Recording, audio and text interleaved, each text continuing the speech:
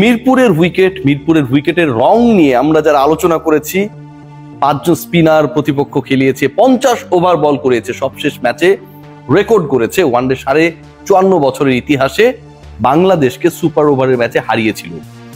সেই ম্যাচের পরে বাংলাদেশ আজকের ম্যাচে কেমন করে সেই আলোচনা, সেই চিন্তা, টসের আগে যে ধরনের ভাবনা মাথায় কাজ করছিল তাতে হতে পারে যে বাংলাদেশ হয়তো 250-এর আশপাশে একটা স্কোর করতে পারে। মনে হতে পারে যে ওপেনিং পার্টনারশিপটা এদিন যদি 50+ করতে পারে, বাকি ব্যাটাররা কিছুটা হলেও আরাম পাবেন। এন্ড অফ দ্য ডে বাংলাদেশের সেই চোখ জুড়ানো এক্সপেক্টেড ব্যাটিং আমরা পেয়েছি। সৌম্য সরকার আরো একবার ক্যারিবীয়দের বিপক্ষে অসাধারণ খেলেছেন। সৌম্য সরকার আরো একবার সেঞ্চুরির সুযোগ হাতছাড়া করেছেন। তার ক্যারিয়ারে এরকম অসংখ্য দারুণ ইনিংসে অপমৃত্যু আমরা দেখেছি, মিরপুরে দেখলাম সবশেষটা।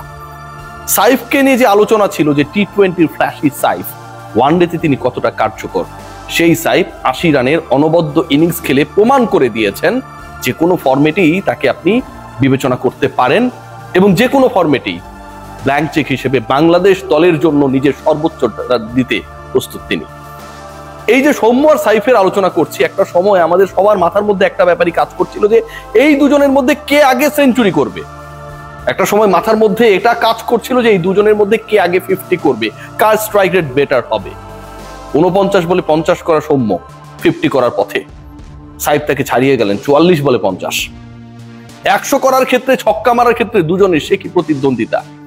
শেষ পর্যন্ত যখন সাইফ ফিরে গেলেন, বাংলাদেশের স্কোর 176।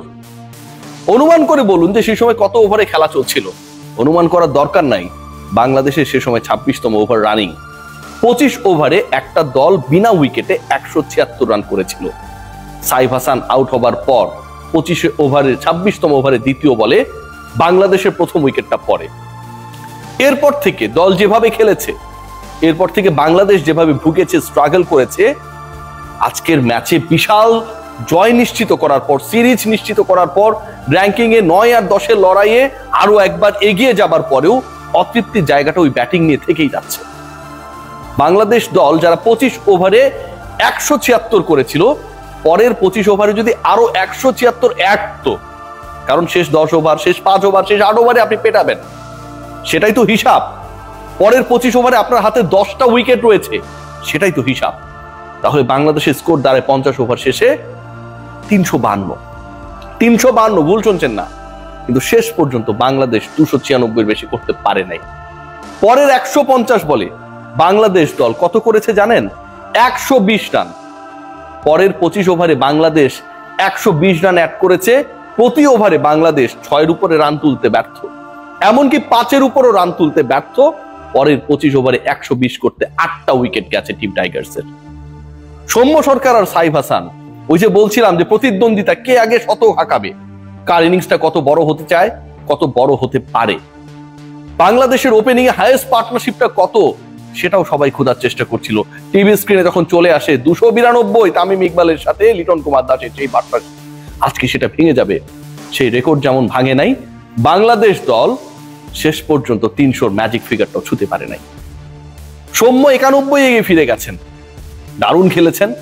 আগের ম্যাচে যে প্রতিশ্রুতি দিয়েছিলেন, আজকে তার পূর্ণ বাস্তবায়নের পথে ছিলেন বাঁ হাতি এই batter.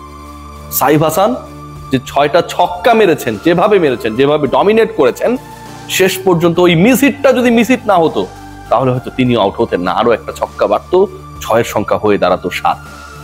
End of the day এই দুজনের দৃষ্টিনন্দন ব্যাটিং, বোলিং ডিপার্টমেন্টে নাসুম আহমেদ, রিশাদ হোসেন, তানভীরদের অসাধারণ নৈপুণ্য বাংলাদেশকে স্বস্তির জয় এনে দিয়েছে। এবছরে আর ওয়ানডে খেলার সম্ভাবনায় না থাকা টিম টাইগার্স শেষ পর্যন্ত এই ম্যাচটা জয় যখন শেষ করে, সেখানটায় আক্ষেপের নাম হয়ে যায় মাস্টার ক্লাস সালাউদ্দিন। বাংলাদেশের ব্যাটিং অর্ডারে যেভাবে বিভিন্ন সময় রঙ্গ তামাশা আজকে চলেছে, ব্যাটিং অর্ডার ড্রেসিং রুমকে যেন একটা বাপ দাদার সম্পত্তি বানিয়ে ফেলেছে, এগুলোর উত্তর দেওয়ার কেউ নেই। নাজমুল হোসেন শান্ত যখন আউট হয়ে গেলেন, বাংলাদেশের বাকি আর মাত্র 39 বলের খেলা, স্কোর হচ্ছে 252। 4th উইকেট হিসেবে নাজমুল হোসেন শান্ত ড্রেসিং রুমে ফিরে গেলেন। আরো 39 বলের খেলা বাকি। সেই 39 বলে পরের 6 উইকেটে বাংলাদেশ অন্তত 7টা রান তো অ্যাড করতে পারা উচিত।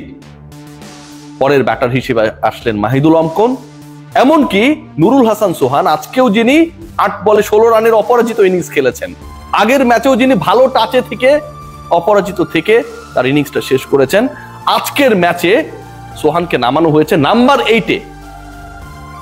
বাংলাদেশ অসাধারণ শুরু করার পর ওই সিচুয়েশনে আপনি হয় সোহানকে বিবেচনা করবেন অথবা রিশাদকে বিবেচনা করবেন। নাসুমের পরেও যখন মেহেদী হাসান মিরাজ আর নুরুল হাসান সোহান ব্যাট করতে নামে, দুজনের ব্যাটিং অর্ডার যখন হয়ে যায় যথাক্রমে 8 আর 9, ঠিক তখন বাংলাদেশের থিঙ্ক ট্যাঙ্ক কতটুকু আসলে থিঙ্কিং এ পারদর্শী সেই প্রশ্ন তোলা খুবই যৌক্তিক। খেয়াল করে দেখুন যে আমরা মোমেন্টাম কিভাবে নষ্ট করেছি, বাংলাদেশ মোমেন্টাম কিভাবে নষ্ট করেছে। একটা দল 25 ওভারে 176 থেকে পরের 25 ওভারে বাংলাদেশ 8 উইকেট হারিয়ে 120 রানে বেশি তুলতে পারে নাই, প্রতি ওভারে 5 রান পর্যন্ত তুলতে পারে নাই। রানা বল যদি বাংলাদেশ খেলতো 150 রানের অ্যাড হলেও বাংলাদেশের স্কোরটা দাঁড়াতো 326। যেই দলটা স্ট্রাগল করেছে আগের 2 ম্যাচে, যেই দলের ব্যাটিং নিয়ে অনেক বেশি প্রশ্ন ছিল, সেই টিম টাইগার্স আজকে যখন 2 ওপেনারের ব্যাটে ঘুরে দাঁড়ানোর ইঙ্গিত দেয়, আগের সবকিছুই ভুল ছিল, আমরা আমাদের ফেভারিট ফরম্যাটে ফিরেছি, এটাই ওয়ানডে, এটাই সৌম্য সরকার, এটাই সাইফ হাসান, যখন এই রিথিঙ্কিং গুলো মাথার মধ্যে কাজ করা শুরু করেছে, তখন সালাউদ্দিনের মাস্টার ক্লাস, উল্টাপাল্টা ব্যাটিং অর্ডার, বিভিন্ন ব্যাটারকে বিভিন্ন জায়গায় প্রমোট করা, একটা ব্যাপার দেখিয়ে দিয়েছে, definitely we are right in wrong sense. বাংলাদেশের সেই রান চেস ডাউন করতে গিয়ে কখনোই ওয়েস্ট ইন্ডিজ আলটিমেটলি ভালো অবস্থায় ছিল না।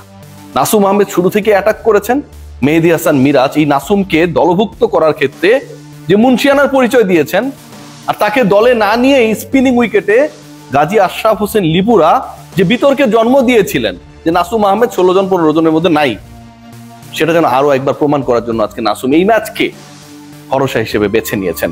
প্রথম 3 উইকেট, প্রথম 3 ক্যারিবীয় ব্যাটারের সন্তারক নাসুম আহমেদ। রিশাদ হোসেন 3 ম্যাচ খেলেছেন 10+ উইকেট, প্রথম ম্যাচে ভালো করেছেন, 6 উইকেট নিয়েছেন, ব্যাট হাতে অনবদ্য 200 স্ট্রাইক রেটে 13 বলে 26, পরের ম্যাচে আরো বিধ্বংসী ব্যাট হাতে আবারও তিনি সফল হয়েছিলেন, 3 উইকেট নিয়েছিলেন, ব্যাট হাতে 14 বলে 39 278 স্ট্রাইক রেটে সেই ইনিংসটা বাংলাদেশকে জেতাতে পারে নাই। এই ম্যাচেও রিশাদ হোসেন উইকেট টেকিং বোলারদের ওই যে ট্যালি রয়েছে, বেস্ট বোলিং ফিগারের ওই জায়গাটায় নিজের নামটা অ্যাড করে নিয়েছেন। একজন লেগ স্পিনার যিনি ব্যাট করতে পারেন, একজন লেগ স্পিনার যিনি গুরুত্বপূর্ণ সময় উইকেট নিতে পারেন, একজন লেগ স্পিনার যিনি ভরসাস্থল হতে পারেন, এই সিরিজের সবচেয়ে বড় প্রাপ্তি আমার কাছে মনে হয় রিশাদ হোসেন। আর প্রাপ্তির জায়গা যদি আরেকটু অন্যভাবে বলি, অবশেষে বাংলাদেশ একটা সিরিজ জয় করেছে, অবশেষে বাংলাদেশ 4 সিরিজ পরে ওয়ানডে সিরিজে জয় পেয়েছে, এবং বাংলাদেশের এই যে জয়, এটা এমন একটা দলের বিপক্ষে অবশেষে এসেছে যেই দলের বিপক্ষে সবশেষ ম্যাচে বাংলাদেশ যেভাবে পরাজিত হয়েছিল, যেভাবে লাস্ট ওভারের ইকুয়েশন মিলিয়ে অলমোস্ট জিতে গিয়েছিল, তারপরও পারে নাই, catch miss, run out miss সবকিছু হয়েছে। সুপার ওভারে গিয়ে বাংলাদেশ যেভাবে 9 বলে 11 রান করতে পারে নাই, 3টা অবৈধ বলের সাথে 6টা বৈধ বল বাংলাদেশকে অপরচুনিটি ক্রিয়েট করে দেওয়ার ক্ষেত্রে আকিল হোসেনের আপ্রাণ চেষ্টা বাংলাদেশকে জেতাতে ব্যর্থ হয়েছিল। মনে করা হচ্ছিল যে শেষ ম্যাচটা বাংলাদেশ মোমেন্টাম হারাবে, সেই যে মনে করা হচ্ছিল, মনে করার যে চিন্তা ভাবনার জায়গাটায় আমরা ছিলাম আটকা, সেটা থেকে অন্তত সৌম্য এবং অপর ব্যাটার সাইফ আমাদেরকে রিলিফ দিয়েছেন। একই সাথে মিরপুরে 10 বছর পর বাংলাদেশ ওপেনিং এ 17 রানে পার্টনারশিপ করেছে, এবং মিরপুর শুধু না, যে কোনো স্টেডিয়ামে যে কোনো প্রতিপক্ষের বিপক্ষে 31 মাস পর, 2 বছর 7 মাস পর বাংলাদেশের ওপেনারদের 17 রানে পার্টনারশিপ আজকে আমরা দেখেছি। শুধু দেখতে পেলাম না একটা জিনিসই, কে আগে শতক মারতে পারে, সৌম্য নাকি সাইফ। এক জায়গায় সাইফ এগিয়ে, শতক হাঁকানোর এই প্রতিদ্বন্দ্বিতায় সৌম্য সরকারের সাথে রেসে চলা সাইফ হাসান সৌম্যের আগে আউট হয়েছে। সবাই ভালো থাকবে।